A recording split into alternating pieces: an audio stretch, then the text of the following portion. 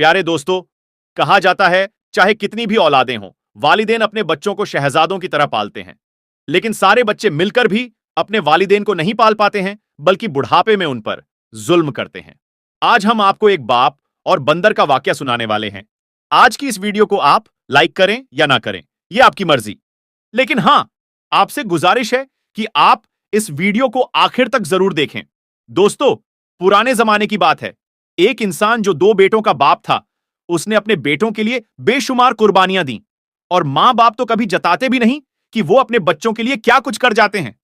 वह आदमी बेहद गरीब था, लेकिन अपने बच्चों को किसी चीज की कमी महसूस नहीं होने दी।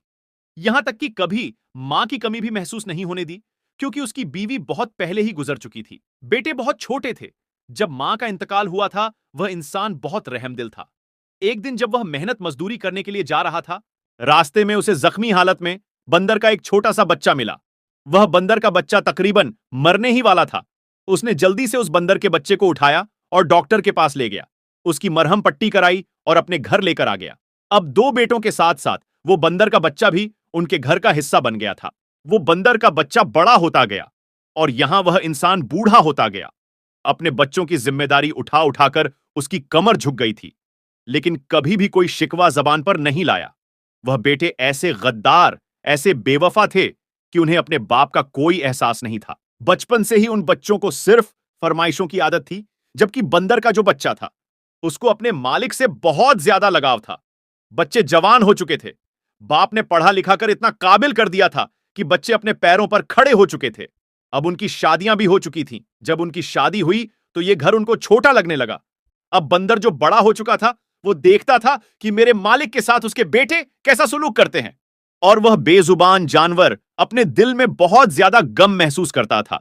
अपने मालिक के हर वक्त वो बंदर साथ रहता था। एक दिन तो एक बेटे ने यह कहकर अपने बाप को घर से निकाल दिया कि अब बहुत हो गया, महंगाई अब बहुत बढ़ गई है, खर्चा भी पूरा नहीं हो रहा है। अगर आप कहते हैं तो हम आपको ओल्ड एज होम, यानी जहां जाहिल लोग अपने बूढ़े मां बाप को रहने के लिए छोड़कर आते हैं, वहां डलवा देते हैं। वहां पर आपके बराबर के बूढ़े लोग होंगे, आपको कई ने साथी मिल जाएंगे। बाप समझ गया कि बेटे क्या कहना चाहते हैं। उस बाप ने कहा कि तुम लोग मेरी फिक्र ना करो, बस तुम लोग खुश रहो, मैं खुद यहां से चला जाता हूं। बच्चों ने बाप को घर से निकाल दिया, यह तक नहीं पूछा कि आप कहां पर जाएंगे, बल्कि खुश हो रहे थे कि चलो, बूढ़ा बाप घर से निकल गया। उस आदमी ने बाहर जाकर मेहनत मजदूरी करना शुरू कर दी। लेकिन बुढ़ापे में कैसे मेहनत करता? 2 वक्त की रोटी बड़ी मुश्किल से मिलती थी, जो वो आदमी और बंदर खा लेते थे। लेकिन एक बुढ़ापे और कमजोरी की वजह से वो आदमी जमीन पर गिर गया और पैरों में चोट आ गई। वह पेड़ के नीचे थककर बैठ गया, रोने लगा और कहने लगा, ए अल्लाह, मैं किसी के सामने हाथ नहीं फैलाना चाहता हूं, भिखारी नहीं बनना चाहता हूं। उम्र भर मैंने मेहनत मजदूरी करके हलाल रोजी कमाई है। रोते हुए वो आदमी अपने बंदर को देखने लगा। ऐसा लग रहा था कि वह बंदर उसके दिल की बात समझ रहा है। अब वह आदमी धीरे धीरे अंधा हो गया। लेकिन उस बंदर ने बेवफाई नहीं की। वो चाहता तो अपने मालिक को वहीं छोड़कर वह चला जाता, लेकिन उसे अपने मालिक के एहसान याद थे। वह बंदर उस बूढ़े आदमी की लाठी बन गया। उसको सड़क पार कराता, कहीं भी जाना होता तो वो अपने मालिक को ले जाता। उस बंदर को उस बूढ़े आदमी ने बहुत सारे करतब सिखाए हुए थे। ऐसा लगता था कि वह बंदर किसी सर्कस का माहिर जानवर हो। उस बंदर ने यही हरकतें करना शुरू कर दी। लोग जो करीब से गुजर रहे होते, वह लोग बंदर के करतब को देखकर हंसने लगे। उन्होंने बंदर को पैसा देना भी शुरू कर दिया, और यूं बंदर से खुश होकर हर कोई गुजरने वाला उसे पैसे देने लगा। पैसे भी उस बंदर को मिलते जा रहे थे, वो अपने मालिक को लाकर दे रहा था। अब इस तरीके से तय होता था कि वह 2 वक्त की रोटी आसानी के साथ खा लेते थे, रहने का ठिकाना भी मिल जाता था। वह बंदर पहुंच जहीन था। वो अपने मालिक के दिल की बात को समझता था, और मजे की बात तो यह थी कि वह हर करतब को बहुत अच्छे तरीके से दिखाता था। पूरे इलाके में उस बंदर का नाम मशहूर हो गया कि एक करतब दिखाने वाला बंदर है। एक दिन उस बंदर पर एक सर्कस के मालिक की नजर पड़ गई। बहुत अच्छे तरीके से वह बंदर करतब दिखा रहा था। लोग जमा होकर उस बंदर के करतब को देख रहे थे, और शहर में बहुत बड़ा मेला लगा हुआ था और बहुत बड़ा सर्कस भी वहां लगा हुआ था। सर्कस के मालिक ने जब बंदर को इतने बेहतरीन तरीके से अपने हाथ हिलाते हुए, उछल कूद करते हुए देखा, तो उसने सोचा कि मैं इस बंदर को अपने सर्कस में बाकी जानवरों के साथ शामिल कर लेता हूं।